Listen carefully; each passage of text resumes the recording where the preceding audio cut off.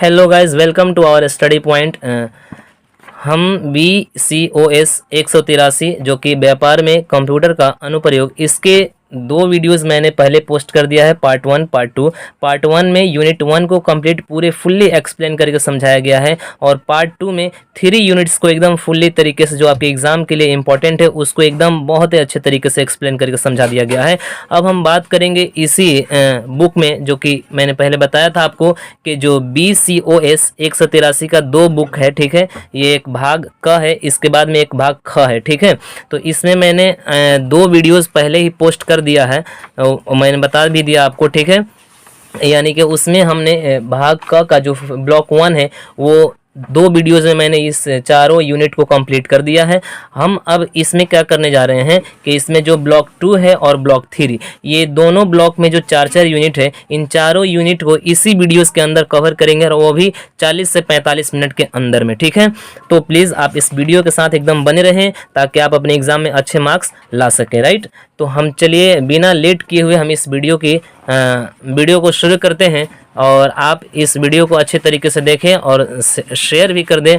और क्या बताएं, जो कि अभी तक हमारे चैनल को आपने सब्सक्राइब नहीं किया है तो प्लीज़ मेरे चैनल को सब्सक्राइब कर लें और हमें सपोर्ट करें, ठीक है। तो चलिए हम स्टार्ट करते हैं। इसमें जो कि ब्लॉक 2 हमको पहले, ब्लॉक 1 तो ख़त्म हो गया है, ब्लॉक 2 हमको पढ़ना है, ठीक है।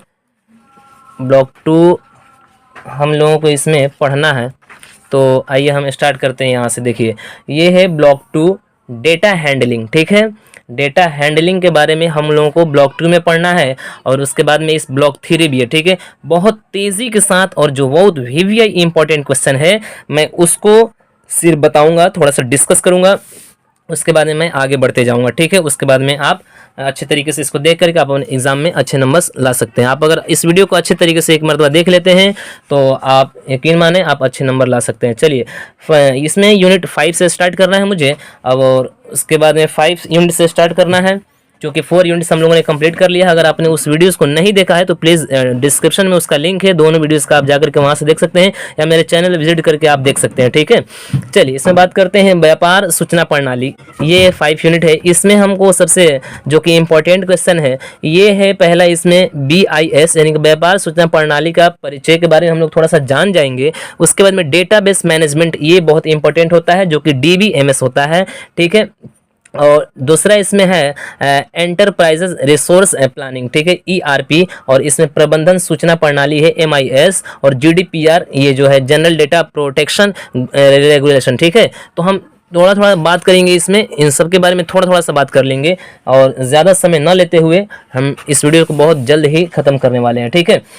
अब देखिए इसमें होता क्या है कि ये जो डेटा और सूचना है, ठीक है, सबसे पहले हम यहाँ ध्यान देते हैं, ठीक है। डेटा और सूचना, ठीक है। डेटा और सूचना होता क्या, इसको जान लेते हैं। पहले देखिए, शब्द डेटा की उत्पत्ति 1640 के दशक में हुई थी, ठीक है। 1640 के दशक में हुई थी, जहां इसे पहली बार अंग्रेजी शब्द के रूप में इस्तेमाल किया गया था, ठीक है। इंग्लिश वर्ड के रूप में इसे इस्तेमाल किया गया था। इस शब्द का अर्थ 1946 में उपयोग की जाने वाली कंप्यूटर की जानकारी है। यहाँ तक समझ में आ गया आपको? बहुत एकदम आसान भाषा में मैं आपको समझाने की कोशिश करूंगा ताकि आपको एकदम आसानी के साथ समझ में आ जाए, ठीक है। शब्द डेटा प्रोसेसिंग की उत्पत्ति और उपयोग पहली बार 1954 में किया गया था। क्लियर? आजकल इसका दैनिक जीवन में अधिक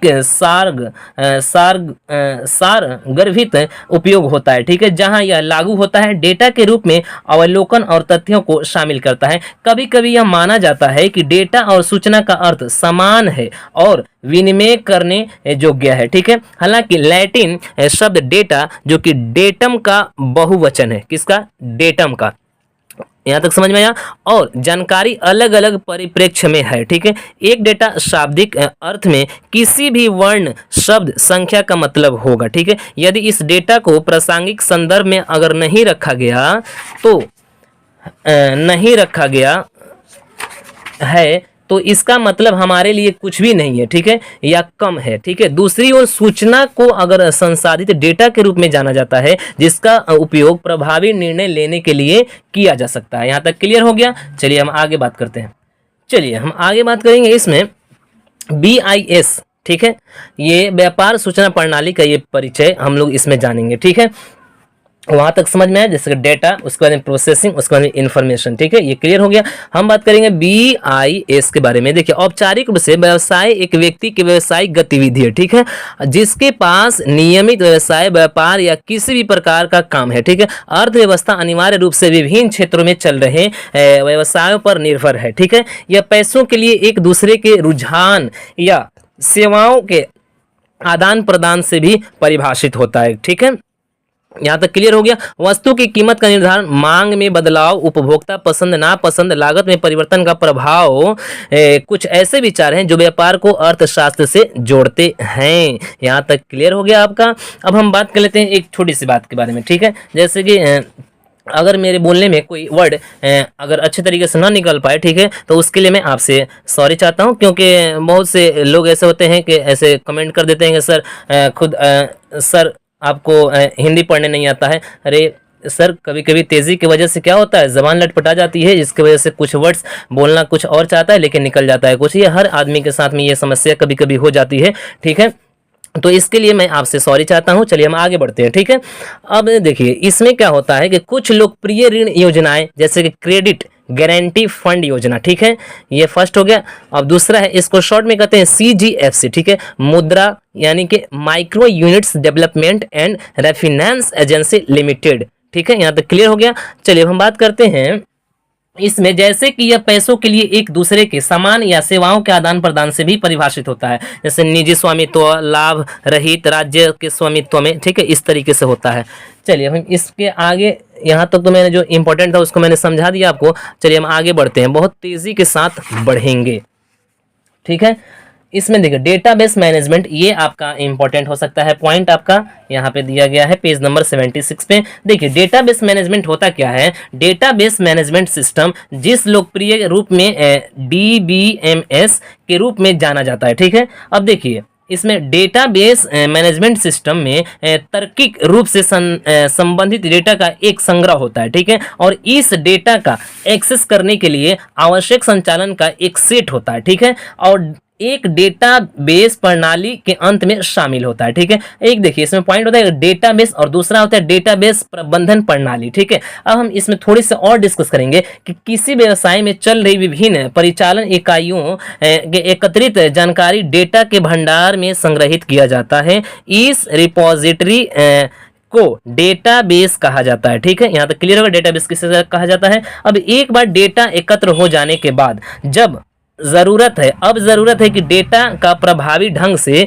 क्या किया जाए, विश्लेषण किया जाए। ठीक है, इसे प्रभावी ढंग से विश्लेषण करने के लिए किसी को इसे ठीक से संग्रहित करने की आवश्यकता है, ताकि डेटा सुरक्षित हो और सुसंगत हो और अपनी अखंडता बनाए रखे। यहाँ तक एकदम क्लियर हो गया।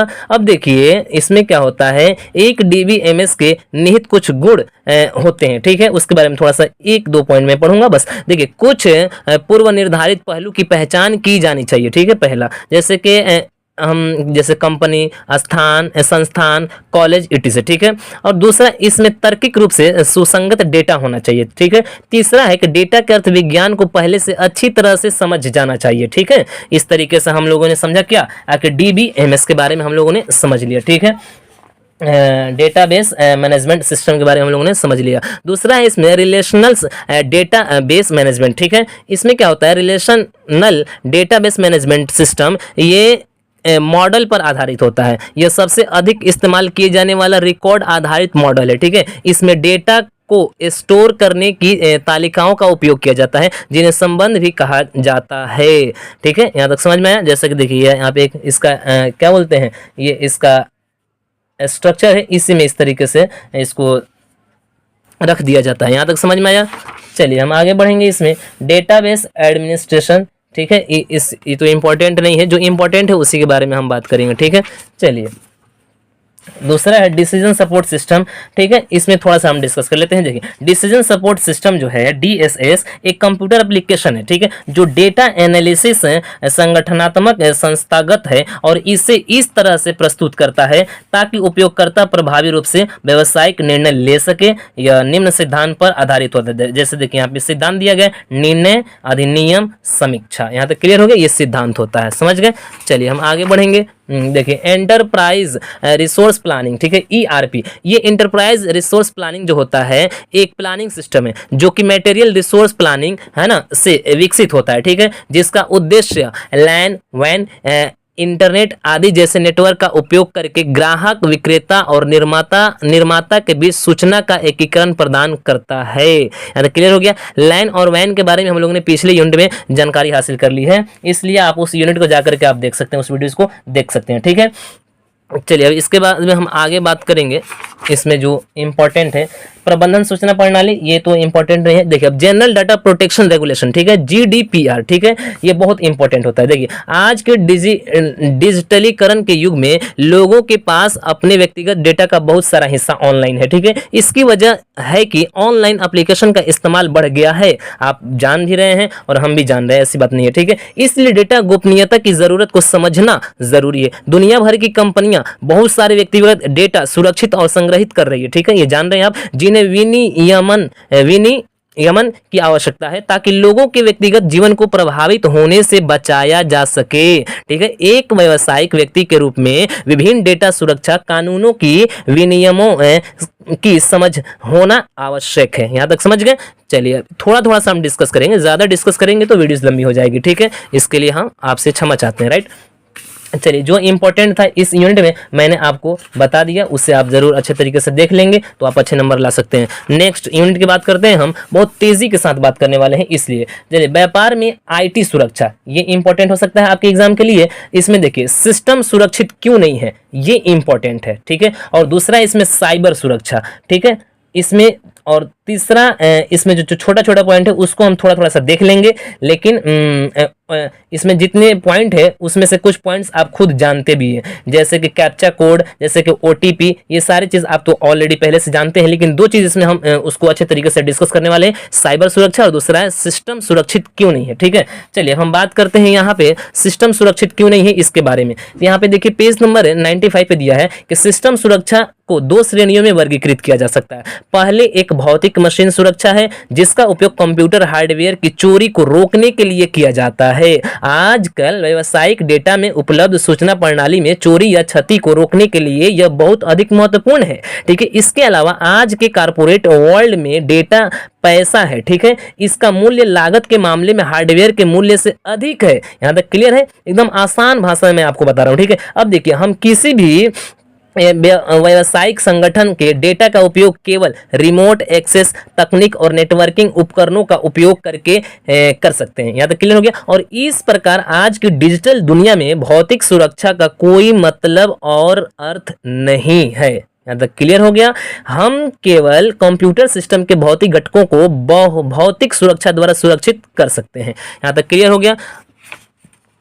अब हम आगे बढ़ेंगे इसमें। देखिए हमारे पास दुनिया के काम करने के तरीके पर नियंत्रण नहीं है और यह हमारी कल्पना और दायरे से परे भी है, लेकिन सिर्फ यह समझने से कि यह काम क्यों करता है और जिस तरह से यह काम करता है हम विशेष नुकसान से बच सकते हैं। यहाँ तक क्लियर हो गया। अब देखिए दूसरा पॉइंट इसमें साइबर सुरक्षा, ठीक है। हम लोगों ने वो सिस्टम सुरक्षा क्यों सिस्टम जो है वो सुरक्षित क्यों नहीं, इसके बारे में हम लोगों ने जान लिया। अब देखिए साइबर सुरक्षा के बारे में इसमें हम थोड़ा सा जानेंगे। अब देखिए साइबर सुरक्षा यानी कि वर्तमान परिदृश्य में साइबर अपराध किसी देश की समस्या नहीं है, ठीक है, किसी देश की समस्या नहीं है, बल्कि यह एक वैश्विक समस्या है। क्लियर। साइबर क्राइम की सीमाएं अदृश्य है और दुनिया भर में फैली हुई है। साइबर अपराध की खबरें हाल के दिनों में सुर्खियां बन रही हैं। साइबर अपराध व्यक्तिगत सुरक्षा और बड़ी अंतर्राष्ट्रीय कंपनियों, बैंकों, सरकारी संगठनों और व्यावसायिक संगठनों के लिए एक बड़ा खतरा हो गया है। साइबर अपराध एक प्रकार का संगठित अपराध है जो बड़े संगठित और कुशल साइबर अपराधियों द्वारा ऑनलाइन किया जाता है। साइबर अपराधी अक्सर उच्च प्रशिक्षित डेवलपर्स को नियुक्त करते हैं और ये डेवलपर्स अपने ऑनलाइन हमलों को लगातार सुधार करते रहते हैं। यहां तक क्लियर हो गया। चलिए अब हम आगे बात करेंगे इसमें। साइबर सुरक्षा का सिद्धांत यहाँ पे दे दिया गया है, पेज नंबर 97 पे आप इसे अच्छे तरीके से देख लेंगे। ठीक है, स्क्रीनशॉट भी ले सकते हैं और आप मेरे टेलीग्राम चैनल से भी जुड़ करके इसको ले सकते हैं। ठीक है, अब हम आगे बढ़ेंगे। पहचान की चोरी, आइडेंटिफाई थेफ्ट, जो कि यहाँ पे दिया गया है। अब देखिए, पहचान की चोरी शब्द का अर्थ होता है कि साइबर अपराधी अवैध रूप से निर्देश उपयोगकर्ताओं की जानकारी प्राप्त करते हैं और अपनी वास्तविक पहचान छिपाकर और अन्य निर्दोष उपयोगकर्ताओं की पहचान का उपयोग करके ऑनलाइन साइबर अपराध करने के लिए इन क्रेडेंशियल का उपयोग करते हैं। यानी कि साइबर जो क्राइम होता है, जो साइबर अपराधी होते हैं, वो क्या करते हैं, अपना जो पर्सनल है उसको क्या करते हैं, छुपा लेते हैं, और दूसरे का जो पर्सनल होता है उसको क्या करते हैं, उसको अपना लेते हैं और अपना करके चोरी कर लेते हैं, और इल्जाम किस पे लग जाता है, दूसरे पे लग जाता है। यहां तक समझ में आई बात। अब देखिए, जो कि हैकर्स तब इस जानकारी का उपयोग उपयोगकर्ताओं के अन्य विवरणों जैसे उनके बैंक खाते, ईमेल, सेल फोन आदि तक पहुंच प्राप्त करने के लिए करते हैं। इस तरह के कृत्य करना दूसरों के बारे में अवैध रूप से जानकारी प्राप्त करना है और IT अधिनियम 2008 के तहत एक अपराध है। यहां तक समझ गए। अब हम बात करेंगे इसमें कि देखिए, पहचान की चोरी रोकने के तरीके यहाँ पे दे दिया गया है, आप अच्छे तरीके से देख लेंगे। ठीक है, यहाँ पे पेज नंबर आपका है 99 पे दे दिया गया है यहाँ पे। ठीक है, किस तरीके से इसे रोका जा सकता है। चलिए हम आगे बढ़ेंगे, क्योंकि हमको इसमें बहुत आगे हमको इस बुक को पूरा ख़त्म करना है इसी वीडियोस के अंदर में। तो यहाँ पे एक मैं पॉइंट बता दूं आपके, देखिए 6 आवश्यक सुरक्षा कार्य। अब इसमें 6 आवश्यक सुरक्षा कार्य कौन कौन से हैं, तो पहला यहाँ पे देखिए फायरवॉल, दूसरा है एंटीवायरस सॉफ्टवेयर, तीसरा है जटिल पासवर्ड का उपयोग करें, यानी कि ऐसा पासवर्ड लगाएं कि जो कि हैकर्स को हैक करने में काफ़ी परेशानी और हैक को न कर पाए, और चौथा है नियमित बैकअप, और पांचवा है भेदन परीक्षण और महत्वपूर्ण डेटा, इस तरीके से करके, और 6 नंबर एक कर्मचारी प्रशिक्षण। इस तरीके से आप अपने डेटा को सुरक्षित रख सकते हैं इन 6 नियमों को पालन करके। ये इट्स क्लियर हो गया। अब हम बात करेंगे यहाँ पे इसमें कुछ दिया गया है। यहाँ पे देखिए, अपने इंटरेक्शन को एनक्रिप्ट करें, इस तरीके से। ये तो क्वेश्चंस आएंगे नहीं, चलिए हम आगे बढ़ेंगे। इसमें सुरक्षा एवं स्व मूल्यांकन, ये तो नहीं।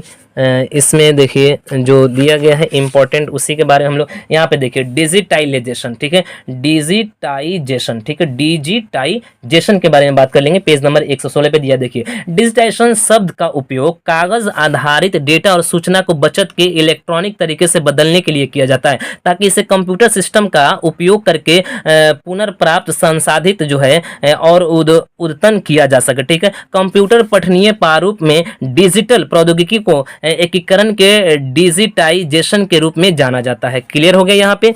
चलिए हम आगे बढ़ेंगे तेजी के साथ में। बहुत देखिए, कैप्चा कोड आप तो जानते ही हैं कि जैसे आप कोई भी ऐसा फॉर्म ऑनलाइन करते हैं, या आप जैसे आसान भाषा में जैसे आप रिजल्ट अगर किसी का चेक करते हैं, मैट्रिक का, इंटर का, तो उसमें क्या करता है, पहले रोल कोड डालिए, रोल नंबर डालिए, उसके बाद में छोटा एक देता है कैप्चा। ठीक है, 4+4 कितना होगी, तो इस तरह कर दीजिए। या अगर आप पैन कार्ड बना रहे हैं, जाति निवास आय बनाते हैं इस तरीके से, तो उसमें भी एक कैप्चा दे देता है। हर एक चीज़ में आप कैप्चा दे रहा है, उसी के बारे में तो ये दिया है। आप इस अच्छे तरीके से आप देख लेंगे। पेज नंबर 119 पे दिया गया है। और दूसरा है यहाँ पे कैप्चा के प्रकार भी दिया गया है। यहाँ पे कैप्चा के प्रकार के बारे में थोड़ा सा देखो, जैसे टेक्स्ट आधारित कैप्चा होता है, प्लस में छवि आधारित कैप्चा होता है। ठीक है ना। ये देखिए, जैसे कि ये जो है ये टेक्स्ट आधारित है, यानी कि लिखा हुआ ये कैप्चा होता है, और दूसरा है छवि, यानी कि तस्वीर दे दिया जाता है, उसको क्या कर दिया जाता है, उसमें कह दिया जाता है select all image below that match this one, यानी कि इसमें एक ऐसा इमेज सेलेक्ट कीजिए जो सब में मैच करे। ठीक है, इस तरीके से करके कैप्चा देता है, तो आप इसे देख सकते हैं, समझ सकते हैं। ठीक है, OTP आप तो जान ही रहे हैं। आज तो OTP छोटा छोटा बच्चा भी जान जा रहा है, क्योंकि एक आधार कार्ड ऐसा आया कि वो हर एक चीज़ में अब OTP आपकी ज़रूरत पड़ जा रही है। वही OTP के बारे में तो आप तो जानते ही हैं, इसमें को बताने की जरूरत नहीं है। चलिए ठीक है, हम आगे बढ़ेंगे इसके लिए। अब यहाँ पे इस यूनिट समाप्त होता है। अगले हम बात करेंगे यूनिट नंबर 7 की। ठीक है, इंटरनेट सेवाएं और ईमेल कॉन्फ़िगरेशन। ठीक है, अब देखिए, इंटरनेट आज के ज़माने में कौन नहीं चला रहा है, बताइए।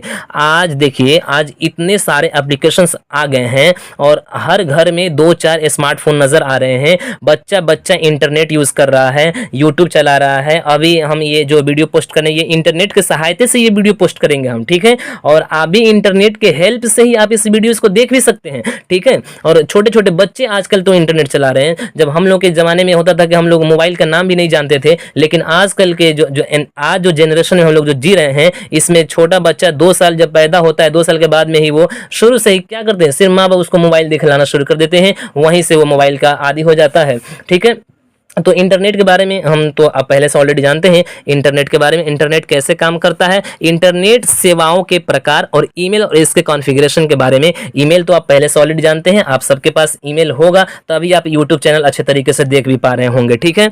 अब हम बात करेंगे इसमें इंटरनेट के, ठीक है। इंटरनेट के बारे में हम थोड़ा सा बात करते हैं। अगर जैसा कि एस्ट्रॉस एल अंसारी फ्रास्ट 2003 द्वारा परिभाषित किया गया है कि इंटरनेट एक संपूर्ण नेटवर्क है, ठीक है। इंटरनेट क्या है, एक संपूर्ण नेटवर्क है जो एक दूसरे से जुड़े हुए हैं, ठीक है। इस नेटवर्क के कुछ कंप्यूटर वेब फाइलों जैसे फाइलों को संग्रहित करते हैं, जिन्हें सभी नेटवर्क कंप्यूटर द्वारा एक्सेस किया जा सकता है। जबकि वो ब्रायन यानी ने 2003 में कहा कि इंटरनेट लाखों व्यवसाय, शिक्षा और सरकारी नेटवर्क का तेजी से बढ़ता कंप्यूटर नेटवर्क है, जो 200 से अधिक देशों में उपयोगकर्ताओं की संख्या में परस्पर जुड़ा हुआ है। यहां तक समझ में आ गई आपकी बातें। अब हम पेज नंबर 130 पे दे दिया गया है इंटरनेट के बारे में, और इंटरनेट के बारे में तो आप ऑलरेडी पहले से जान भी रहे हैं।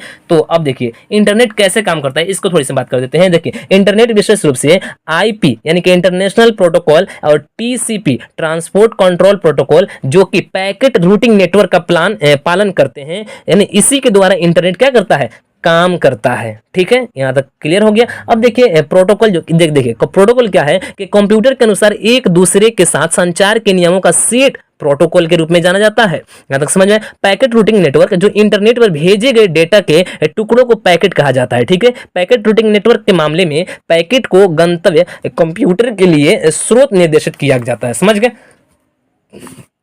अब देखिए इंटरनेट प्रोटोकॉल यहाँ पे दिया, परिवहन नियंत्रण। अब देखिए इंटरनेट सेवाओं के प्रकार, जैसे कि इंटरनेट सेवाओं के प्रकार क्या क्या, देखिए यहाँ पे ईमेल दिया, जो कि ये इलेक्ट्रॉनिक मेल एक होता है, ठीक है। इसका ईमेल का मतलब इलेक्ट्रॉनिक मेल, यानी कि ईमेल लोगों के बीच संदेश विनिमय का डिजिटल रूप है। दुनिया भर में संदेश को सेकेंडों में भेजने की क्षमता ने इसे संदेश संचार का सबसे लोकप्रिय रूप बना दिया है। किसको, ईमेल को। और इसने जीवन के कई क्षेत्रों में इस्तेमाल होने वाले संचार के हर दूसरे भौतिक रूप में जैसे पत्र की जगह ले ली है, समझ गए। इस तरीके से इस इंटरनेट सेवाओं के प्रकार यहाँ पे दे दिया गया। वर्ल्ड वाइड वेब दे दिया, www, ठीक है। वर्ल्ड वाइड वेब, www का मतलब होता है वर्ल्ड वाइड वेब, आप जान रहे हैं। वेब सेवाएं दे दिया है, फाइल ट्रांसफर प्रोटोकॉल दिया है, चैट रूम दे दिया गया है, मेलिंग सूची दे दिया गया, न्यूज ग्रुप्स दे दिया गया है। इस तरीके से इंटरनेट सेवाओं के प्रकार यहाँ पे आपका दे दिया गया, आप इस अच्छे तरीके से देख लेंगे, ठीक है।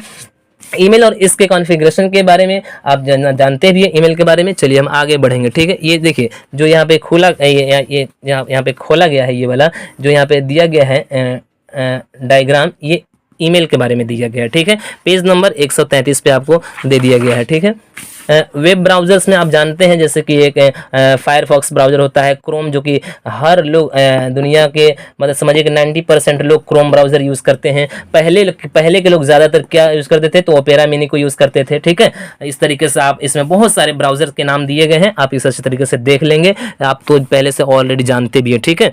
चलिए अब इसमें URL आप जानते ही हैं कि जैसे कोई भी अगर वीडियोस हम अगर पोस्ट करते हैं, ठीक है, तो उसका एक लिंक होता है, ठीक है।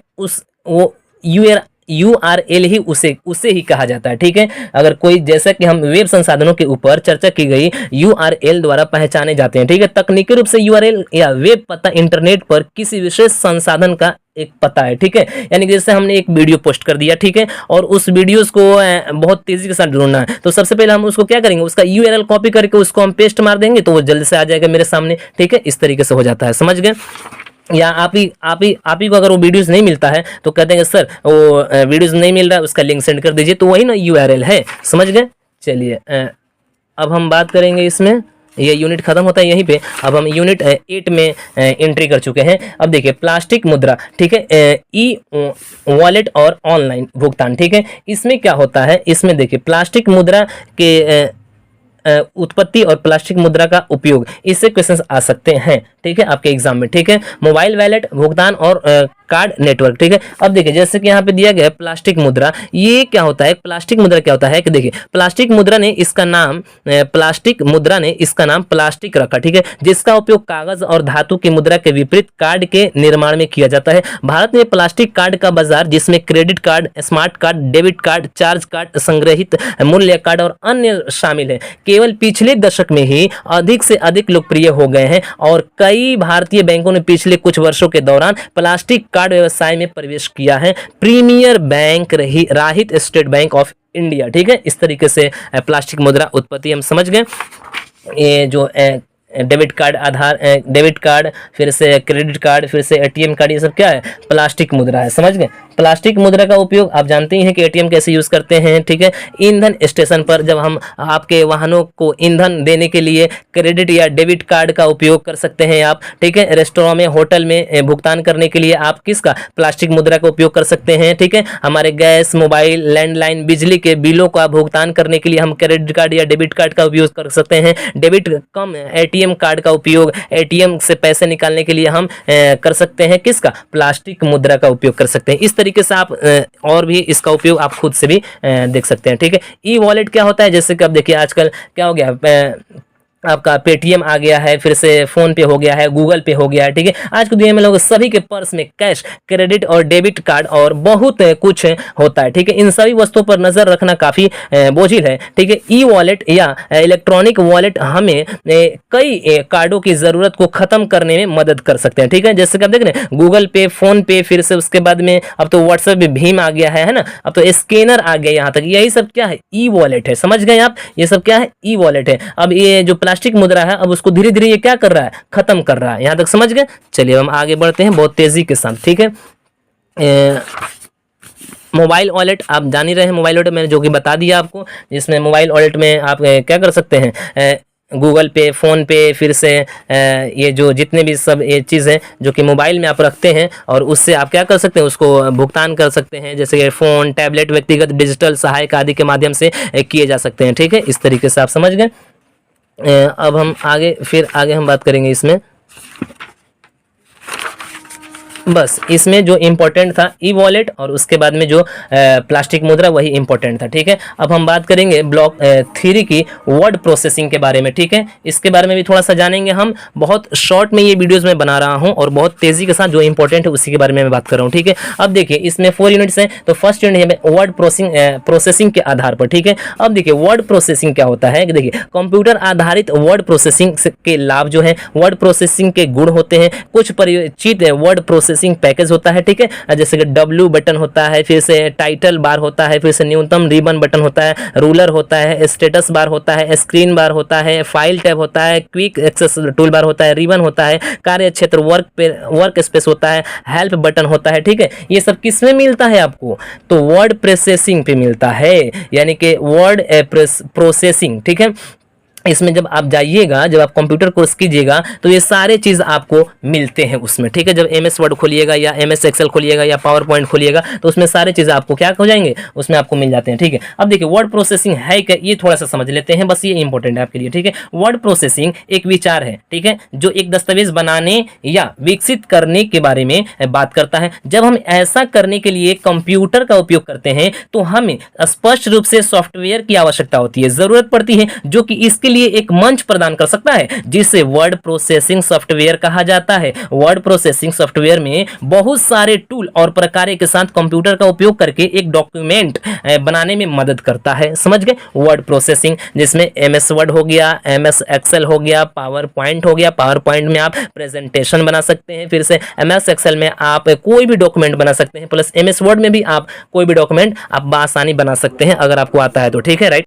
कंप्लीट हो गया वर्ड प्रोसेसिंग, ठीक है, पेज नंबर 162 पे, ठीक है। अब इसमें क्या हुआ है कि देखिए यहाँ पे कंप्यूटर आधारित वर्ड प्रोसेसिंग के कुछ लाभ दे दिए गए हैं। अब देखिए वर्ड प्रोसेसिंग के कुछ यहाँ पे प्रॉपर्टीज दे दिया गया है, गुण दे दिया गया है, पेज नंबर 163 पे, ठीक है। इस तरीके से आप इसे अच्छे तरीके से देख सकते हैं, ठीक है। वर्ड क्या होता है यहाँ पे दे दिया गया, MS वर्ड का सबसे अधिक प्रयोग किया जाता है, जो कि उन्नत वर्ड प्रोसेसिंग और डेस्कटॉप प्रकाशन सुविधाएं प्रदान करती है, ठीक है। इस तरीके से हम इसे देख सकते हैं, राइट। बहुत तेज़ी के साथ, चूँकि हमको इस वीडियोज़ को ज़्यादा लंबा नहीं करना है, इसमें सब टॉपिक्स जो इंपॉर्टेंट है उसी के बारे में जान सकते हैं, ठीक है सर। यहाँ पे देखिए एमएस वर्ड की कुछ मुख्य विशेषताएं हैं जो कि यहाँ पे आपका पेज नंबर 166 पे 64 पे आपको दे दिया गया, ठीक है। जैसे देखिए इसकी विशेषताएं, सबसे पहले क्या है कि यह आपको दस्तावेज बनाने और सहेजने की अनुमति देता है। दूसरा, आप अपने दस्तावेज में कभी भी पाठ जोड़ सकते हैं, संशोधित कर सकते हैं या हटा सकते हैं और इसे भविष्य में संदर्भ के लिए सहेज सकते हैं, ठीक है। और यह आपको आवश्यकता अनुसार पेज मार्जिन सेट या बदलने में सक्षम बनाता है, ठीक है। इस तरीके से एमएस वर्ड जो होता है यह शब्द गणना जैसे दस्तावेज आंकड़े भी दिखाता है। एमएस वर्ड यानी कि आंकड़े भी दिखाता है कि इसमें कितने वर्ड्स आए हैं, ठीक है, कितने लेटर्स हैं, ये सारी चीजें इसमें बता देता है एमएस वर्ड में, ठीक है। आप दस्तावेज में तालिका बना सकते हैं, टेबल बना सकते हैं, इस तरीके से आप कर सकते हैं इसमें। अब देखिए इसमें क्या होता है एमएस वर्ड में कि एमएस वर्ड की ऑटो करेक्ट सुविधा स्वतः होती है, यानी कि वर्तनी को सही करती है। यानी कि अगर आप कुछ उसमें लिखते हैं, अगर कुछ गलती हो जाती है तो वो ऑटोमेटिक वहाँ पे सिस्टम होता है, उसमें क्या किया जाता है, उसमें जा करके वर्ड चेक पे मारा जाता है क्लिक ना, तो उसमें जितने भी उसमें गलत होते हैं वो सब वो रीड करके आ जाता है और उसके बाद वहाँ से करेक्ट करने के लिए उसके बगल में ऑप्शन आता है, उस पर आप क्लिक कर दीजिएगा तो आपके जितने वर्ड्स इसमें गलत होंगे वो सब आप वहाँ पे सही हो जाएगा ऑटोमेटिक, ठीक है। इस तरीके से आप इसमें एमएस वर्ड की विशेषताएं आप जान सकते हैं, ठीक है। अब देखिए यहाँ पे एमएस वर्ड की आरंभ करना शुरू करना, ये किस तरीके से एमएस वर्ड करते हैं, तो जो लड़के या लड़कियां जो कंप्यूटर कोर्स कर चुके हैं वो इसको जानते हैं किस तरीके से किया जाता है, समझ गए। उसको तो उतने बताने की जरूरत नहीं है, वीडियोस लंबी हो जाएगी, ठीक है। अब हम बात करेंगे डब्ल्यू बटन की। यहाँ पे एक डब्ल्यू बटन होता है, वो क्या होता है कि एमएस वर्ड जो होता है 2007 जो कि संस्करण में हटाए गए डब्ल्यू बटन ने 2010 के संस्करण में अपनी वापसी की है, ठीक है। यानी कि 2007 में इसको हटा दिया गया था, फिर उसके बाद 2010 में उसको फिर वापस से ला दिया गया, ठीक है। इस बटन को कम से कम करने के लिए, अधिकतम करने के लिए या इन क्रियाओं को पूरा करने के लिए पूरे स्क्रीन पर अपने माउस को दाहिने कोने में, जो कि दाहिने कोने होता है, उसमें ले जाने के बिना शब्द को बंद करने के लिए इस्तेमाल किया जा सकता है। यहां तक समझे। अब देखिए टाइटल बार होता है, ये देखिए ये एक टाइटल बार है, देख रहा नहीं आपका, ये एक टाइटल बार है। उसके बाद में ये एक रिबन बटन है, ठीक है। यहाँ पे ये रिबन बटन दे दिया गया है, यहाँ पे पेज नंबर 167 पे दे दिया गया है, ठीक है। इस तरीके से यहाँ पे आप रूलर बार देख रहे हैं, यहाँ पे ये जो दिख रहा है यहाँ पे ये सब रूलर बार है, ठीक है, इसको कहते हैं। अगर आप अच्छे से कंप्यूटर कोर्स करते हैं तो आपको उसमें पता ये सब चल जाता है, ठीक है। यहाँ पे देखिए एक फाइल जो है ये क्विक एक्सेस टूल बार है, इसको कहते हैं क्विक एक्सेस टूल बार इसे कहते हैं, ठीक है। इस तरीके से आप इसे देख सकते हैं, ठीक है। चलिए हम आगे बात करेंगे इसमें जो इम्पोर्टेंट है उसके लिए, ठीक है।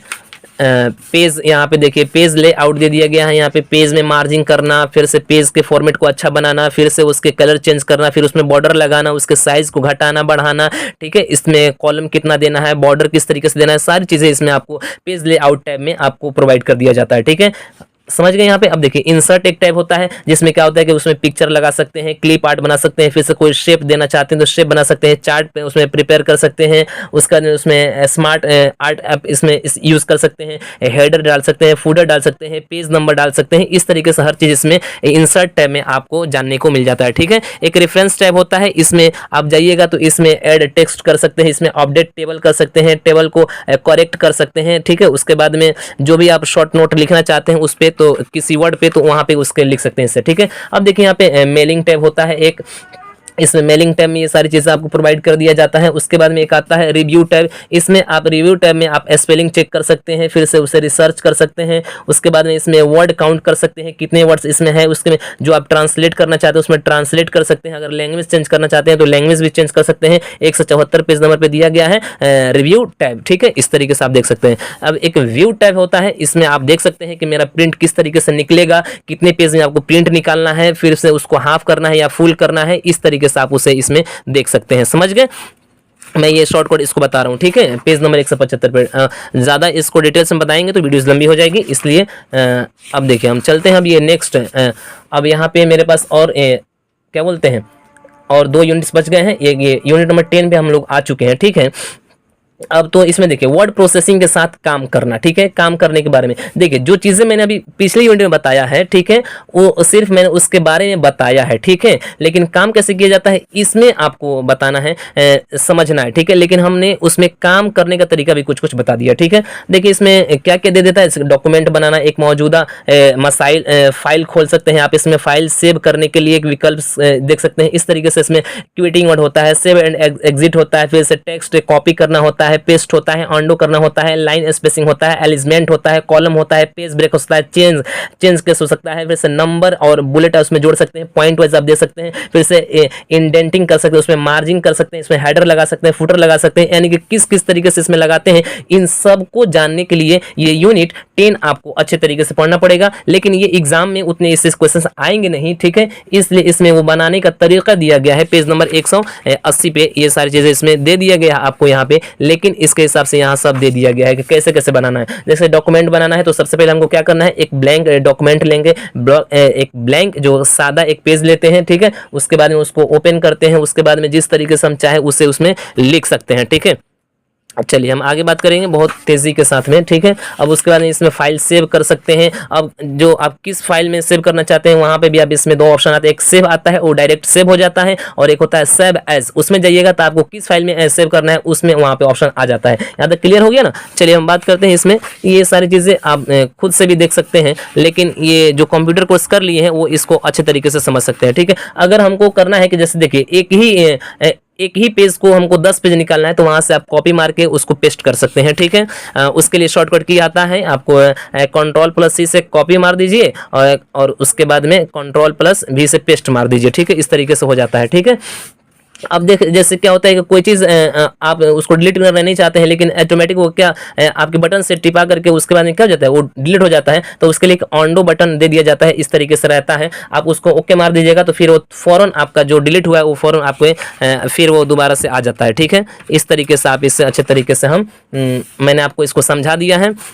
उसके बाद में इसमें क्या होता है कि इसमें कुछ बोल्ड होता है, जैसे पतला होता है, फिर से इटैलिक होता है, यानी कि इटैलिक में क्या होता है थोड़ा सा तिरछा आता है, जिस तरह से आप मोबाइल में चलाते होंगे उसमें इटैलिक टेक्स्ट भी आता है, फिर से बोल्ड टेक्स्ट भी आता है। बोल्ड को बी से दर्शाया जाता है, यानी कि बताया जाता है, ठीक है। एक अंडरलाइन आता है, अगर किसी आप वर्ड के नीचे में लाइन देना चाहते हैं तो उसको देखिए यहाँ पे ऐसे यू लिखा रहता है, उसमें उसके नीचे में एक लाइन दे दिया रहता है, यानी कि इसे अंडरलाइन दिया जाता है इससे, ठीक है। यहाँ तक समझ गए। अब एक होता है लाइन स्पेसिंग, आप लाइन के बीच में कितना स्पेस करना चाहते हैं आप यहाँ से आप आकर के इसमें टैब में जाकर के आप यहाँ से ये कर सकते हैं, ठीक है। चलिए हम नेक्स्ट आगे बढ़ते हैं। कॉलम, आप कॉलम तो जानते ही हैं किस तरीके से कॉलम दिया जाता है। एक टेबल बार होता है इस तरीके से, देखिए यहाँ पे, और वहाँ से ले करके उसके बाद में इस तरीके से आप सीधे इस तरह प्रेस माउस को राइट बटन को प्रेस करके इस तरह सीधा कीजिएगा तो आपका टेबल ओपन हो जाता है, ठीक है। आप पेज देखिए जैसे कि आप चाहते हैं कि एक पेज है उसको तोड़ करके 2 पेज बना दे, तो वहाँ एक आता है ऑप्शन पेज ब्रेक्स, ठीक है। पेज ब्रेक्स को कर दीजिएगा तो वहाँ से पेज क्या हो जाता है, टूट जाता है, यानी कि कट जाता है, डबल पेज में हो जाता है। अब आपके ऊपर है कि आप देखिए एक क्या होता है, जैसे कि ये देखिए एक ये पेज है एक ये पेज है, आप चाहते हैं कि दोनों पेज एक में आ जाए, ठीक है, तो इसके लिए आप 2 पेज का ऑप्शन यूज करेंगे तो ये दोनों पेज क्या हो जाएगा, एक में हो जाएगा, ठीक है। इस तरीके से आप इसे समझ सकते हैं, राइट। अब हम आगे बात करेंगे इसमें नंबर और बुलेट जोड़ना। जैसे कि अगर आप क्या कहते हैं, जैसे कि आप चाहते हैं कि जैसे ये देखिए ये एक नंबर आया है यहाँ पे 1 2 3 4 5 6 7 8 इस तरीके से करेगा ना, तो ये बुलेट नंबर है, ये क्या है, बुलेट है, ठीक है। देखिए ये नंबर है, ठीक है, और यहाँ पे देखिए क ख ग घ अंग इस तरीके से है, तो ये बुलेट है। इसमें और भी बहुत सारे आते हैं, जैसे एरो आता है, फिर से स्टार आता है, फिर से फुल स्टॉप की तरह आता है, तो ये सब बुलेट आता है, ठीक है। यानी कि अगर किसी पॉइंट वाइज बनाना चाहते हैं, जैसे कि आप जैसे कि अगर नाउन की बात करें तो अगर नाउन देखिए कि अगर नाउन के कितने टाइप्स हैं, अब जितने 5 टाइप्स हैं, ठीक है, तो यहाँ पे लिख देंगे there are 5 types of the noun, ठीक है। उसके बाद में 1 2 3 4 अब चाहते हैं कि ऑटोमेटिक उसमें नंबर आ जाए तो वो बुलेट का प्रयोग किया जाता है वहाँ पे, ठीक है। यहाँ तक समझ में आई बातें। चलिए हम आगे बात करेंगे इसमें डॉक्यूमेंट की, जो मैंने बता दिया इसमें सारी चीज़ें मैंने चूँकि ये अपना कोर्स ये किया हुआ है, इसकी पढ़ाई की है, इसलिए मैंने इसको ये सारी चीज़ें मुझे याद है, इसलिए मैंने आपको इसके से बता दिया, ठीक है। चलिए हम आगे बात करेंगे। यहाँ पे गूगल डॉक के हमने फर्स्ट आपको यूनिट में बता दिया है गूगल डॉक किस तरीके से यूज़ किया जाता है ना, गूगल फॉर्म किस तरीके से यूज़ किया जाता है। चलिए यहाँ पर ये यूनिट समाप्त होता है, ये क्लियर हो गया। चलिए हम आगे बात करेंगे इसमें जो अगला यूनिट है उसके बारे में हम इसमें बात करने वाले हैं, ठीक है। यूनिट नंबर आपका 11, ठीक है।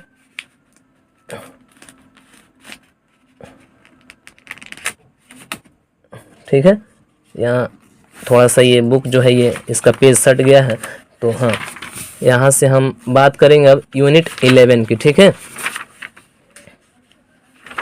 यहाँ पे यूनिट 11 है। बस मेरे पास और 2 यूनिट बच गए हैं, जल्दी से इस वीडियो को हम समाप्त करेंगे। अब इसमें क्या है कि वर्ड प्रोसेसिंग में उन्नत तकनीकों का उपयोग होता है, जैसे कि मेल मर्ज होता है, ठीक है। उसके बाद मेल मर्ज के घटक होते हैं, मेल मर्ज कैसे करते हैं, ठीक है। अपना डेटा स्रोत बनाकर उसमें कर सकते हैं। इसमें ट्रैक चेंज होता है, फिर ट्रैकिंग विकल्प होता है, रिव्यू चेंज होता है, ठीक है। इस तरीके से फुट नोट होता है, एंड नोट होता है, सूचकांक होता है ना। इस तरीके से इसमें बहुत सारी चीजें आपको इसमें करने होते हैं, ठीक है। तो जो इसमें देखिए मेल मर्ज क्या है, ये इंपॉर्टेंट क्वेश्चन हो सकता है।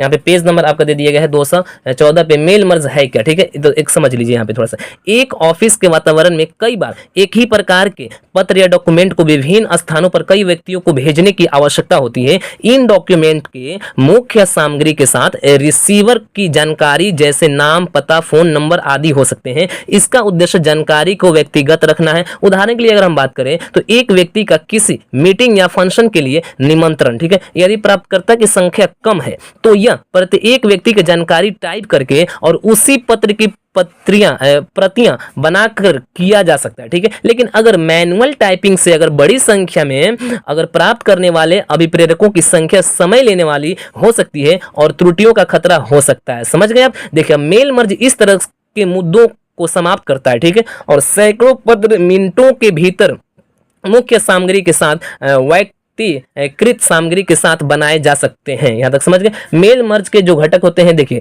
ये मेल मर्ज को निष्पादित करने के लिए 2 मुख्य घटक आवश्यकता होती है, ठीक है। देखिए यहाँ पे जैसे दिया है कि पत्र को मुख्य डॉक्यूमेंट भी कहा जाता है, जिससे मर्ज करने की आवश्यकता होती है। मर्ज यानी कि जोड़ना, समझ गए आप। अब देखिए मर्ज किया क्या हो जाए, यानी कि जोड़ना, यानी कि एक जैसे कि ये एक हो गया और एक ये हो गया, ये दोनों पेज को क्या कर दिया जाता है, उसको मर्ज कर दिया जाता है, जोड़ दिया जाता है। समझ गए आप। अब देखिए प्रॉपर हेडर के साथ डेटा स्रोत जिसमें उन व्यक्तियों की जानकारी है जिनके लिए पत्र उत्पन्न किया जाना चाहिए, किया जाना है, ठीक है। यहां तक समझ में आपको। अब देखिए मुख्य डॉक्यूमेंट होता है, एक डेटा स्रोत होता है, एक फॉर्म लेटर होता है, ठीक है। यहां तक समझ में आपको। चलिए हम मेल मर्ज कैसे करते हैं इसमें आपको दे दिया गया है। हालांकि ये क्वेश्चंस पूछेगा नहीं, इसलिए मैं इसके बारे में डिस्कस नहीं कर रहा हूं, ठीक है। हम आगे बढ़ेंगे अब। चलिए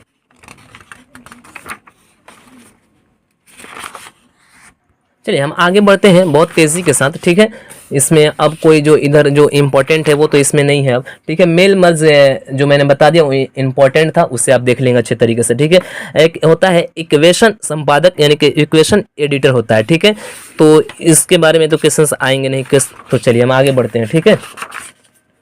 इसमें नए इक्वेशन बनाना होता है। इक्वेशन जैसे कि आप नहीं देखते हैं, आप जैसे इक्वेशन होता है उसमें आप जैसे कोई भी इक्वेशन आप देख सकते हैं, जैसे कि x plus y plus z इस तरीके से आता है इक्वल्स टू 0, इस तरीके से इक्वेशन बनाया जाता है। तो आप ऑलरेडी इक्वेशन के बारे में जानते भी हैं, ठीक है। इस तरीके से आप इसमें एक क्या बोलते हैं, उसमें एक ऑप्शन होता है जिसमें अगर आप उसमें जाते हैं तो वहाँ पे जितने सारे इक्वेशन होते हैं, जितने आपके फॉर्मूले होते हैं, सब वहाँ पे उसमें ऑलरेडी उसमें ऐड किया गया रहता है, ठीक है। उसमें प्लस माइनस डिवाइड डिवीजन फिर से मल्टीप्लिकेशन के हर एक चीज़, जैसे साइन कॉस, ये सारी चीज़ें उसमें अवेलेबल रहता है, ठीक है। चलिए हम आगे बात करते हैं।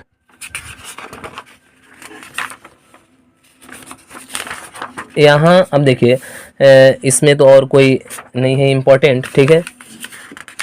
इक्वेशन एडिटर के उपयोगिता आप ये क्वेश्चन आ सकता है, आप इसे देख लेंगे। देखिए अब एक होता है फुट नोट या एंड नोट, ठीक है। अब देखिए फुट नोट या एंड नोट जो होता है उसको डालने के लिए क्या करा जाता है, जैसे ये डालने के लिए यहाँ तरीका बताएगा। देखिए कर्सर को जो जैसे ये माउस होता है तो वहाँ पे देखोगे जिस तरीके से पेंसिल का नोक ही है, अगर आप कंप्यूटर चलाए होंगे या लैपटॉप वगैरह, तो ये जिस तरह कंप्यूटर जिस तरीके से ये पेंसिल का नोक है, वैसे ही एक माउस जब इस तरह किया जाता है ना, तो वहाँ पे वो इधर उधर जाता है, एरो की तरह रहता है, उसे कर्सर कहते हैं। उसे क्या कहते हैं, कर्सर कहते हैं, ठीक है। अब कर्सर को उस स्थान पर रखें जहां डॉक्यूमेंट फुट नोट या एंड नोट नंबर दिखाई देता है और रेफरेंस फुट नोट्स ग्रुप पर जाएं, ठीक है। ये बता रहे हैं तरीका, ठीक है। तो आप इसे अच्छे तरीके से आप देख लेंगे।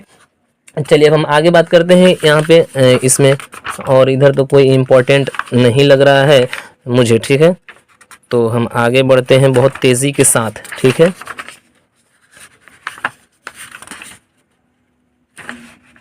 अब देखिए मैं बता दूं कि जो मैंने पिछले 2 वीडियोस बनाए हैं उसको आप देखना ना भूलें। अगर वो वीडियोस और ये वीडियोस अगर आप देख लेते हैं तो आप आराम से आप अपने एग्जाम में अच्छा से अच्छा मार्क्स ला सकते हैं, ठीक है। लेकिन शर्त ये है कि वो वीडियोस को अच्छे तरीके से देख लें आप, ठीक है। अब देखिए लास्ट यूनिट यहाँ में बच गया है व्यावसायिक प्रलेखन का निर्माण, ठीक है। इसमें क्या होता है, व्यावसायिक रिपोर्ट बनाना होता है, ठीक है। और उसके बाद में व्यावसायिक रिपोर्ट के लिए MS वर्ड का उपयोग किया जाता है, ठीक है।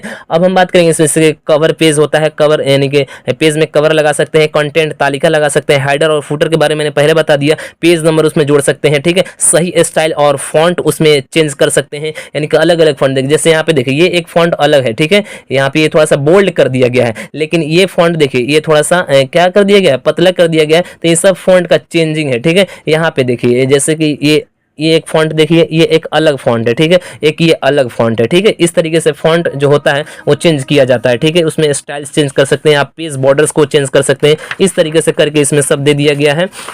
तो इसमें ये सब इस तरीके से करने के लिए दिया गया, बताया गया, ठीक है। रिपोर्ट की रूपरेखा यहाँ पे दे दिया गया है, ठीक है। अब देखिए कवर पेज जो होता है, कवर पेज यहाँ पे देखिए, ये कवर पेज के सब यहाँ पे स्टाइल दे दिया गया है ना, कि पेज का कवर कैसा होगा, ठीक है। उस तरीके से आप इसमें आप खुद से उसको बना सकते हैं, ठीक है। जो आप कंप्यूटर कोर्स अगर किए होंगे तो आपको ये अच्छे तरीके से आता होगा, ठीक है। इसमें और कुछ मुझे बताने के लायक नहीं है, और यानी कि जो इम्पोर्टेंट क्वेश्चन था मैंने वो पहले ही जिक्र कर दिया है, ठीक है। अब इसे आप आराम से अच्छे तरीके से इस वीडियोस को देख ले, और जो पिछले जो वीडियोस 2 मैंने डाला है BCOS और 183 का 2 वीडियोस मैंने पहले डाल दिया है, यूनिट 1 और यूनिट 2, 3, 4, ठीक है। इतना तक वो कंप्लीट है, ब्लॉक 1 वो कंप्लीट है। अब इसमें ब्लॉक 2 और ब्लॉक 3 इसमें ऐड कर दिया गया है, ठीक है। अगर अभी तक आपने हमारे चैनल को सब्सक्राइब नहीं किया है तो प्लीज़ हमारे चैनल को सब्सक्राइब करके मुझे सपोर्ट कर सकते हैं आप, अगर अच्छा लगे तब, ठीक है।